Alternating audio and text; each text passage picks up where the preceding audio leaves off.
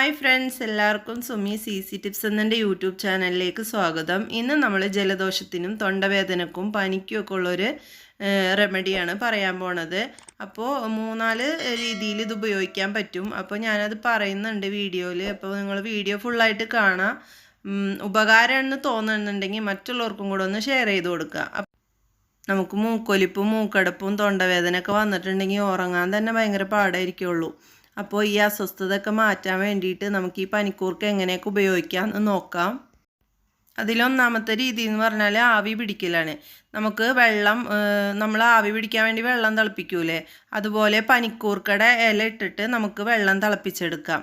എന്നിട്ട് ആവി പിടിക്കുക. അല്ലാന്നുണ്ടെങ്കിൽ വെള്ളം തിളപ്പിച്ചിട്ട് അതിലേക്ക് പനിക്കൂർക്കയുടെ ഇല ചതച്ചിട്ട് ഇട്ട് കൊടുത്തിട്ട് നമുക്ക് നന്നായിട്ട് ആവി പിടിക്കുക.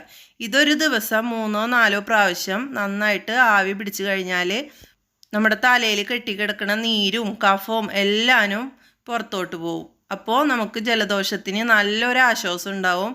നല്ലൊരു റെമഡിയാണിത്, എല്ലാവരും ചെയ്ത് നോക്കണം. അടുത്തൊരു രീതി എന്ന് പറഞ്ഞിട്ടുണ്ടെങ്കിൽ ഈ പനിക്കൂർക്കയുടെ ഇല വാട്ടിയെടുത്തിട്ട് അതിൻ്റെ നീര് കുടിക്കണത് ജലദോഷത്തിന് നല്ലൊരു പ്രതിവിധിയാണ്. വാട്ടിയെടുക്കുക എന്ന് പറയുമ്പോൾ വേണമെങ്കിൽ വാഴയിലയിൽ ഈ പനിക്കൂർക്കയുടെ ഇല പൊതിഞ്ഞിട്ട് ആവി കയറ്റുക, എന്നിട്ട് നീരെടുക്കുക. അങ്ങനെ ചെയ്താലും മതി. ഇനിയിപ്പോൾ അങ്ങനെ ആവി കയറ്റണമെന്നൊന്നുമില്ല. നമ്മൾ ഏതെങ്കിലും പാത്രം വെച്ചിട്ട് അടുപ്പത്ത് വെച്ചിട്ടുണ്ടെങ്കിൽ അതിൻ്റെ മുകളിലൊരു മൂടി വെച്ചിട്ടുണ്ടാവില്ല, അതിൻ്റെ മേലെ വെച്ചിട്ട് ഒന്ന് ചൂടാക്കി എടുത്താലും നീര് കിട്ടും കേട്ടോ. അത് ആ ഇല ഒന്ന് വാടി കിട്ടണം, എന്നാൽ മാത്രമേ നമുക്ക് നീര് കിട്ടുള്ളൂ. അതാണ് ഞാൻ പറഞ്ഞത്. ഇത് വലിയവർക്ക് മാത്രമല്ല കേട്ടോ, കുട്ടികൾക്കും കൊടുക്കാനും ഒരു കുഴപ്പമില്ലാത്തൊരു സംഭവമാണ് ഈ പനിക്കൂർക്ക. അപ്പോൾ കുട്ടികൾക്ക് ഇപ്പോൾ ആവി പിടിക്കാനൊന്നും പറ്റൂലല്ലോ, അപ്പോൾ നമുക്ക് വാട്ടിയിട്ട് അതിൻ്റെ നീര് കുറേശ്ശെ കൊടുത്താൽ മതി. നന്നായിട്ട് കുറയും ജലദോഷമൊക്കെ, കുട്ടികളതാണെങ്കിലും വലിയവരതാണെങ്കിലും. അപ്പോൾ അതൊന്ന് ചെയ്ത് നോക്കണം. പിന്നെ ജലദോഷം ഉള്ളപ്പോഴേ ഈ പനിക്കൂർക്കയുടെ ഇല പൊട്ടിച്ചിട്ട് മണപ്പിക്കുന്നതൊക്കെ അസ്വസ്ഥതകൾ ഇല്ലാതാക്കാനും വളരെ നല്ലതാണ്.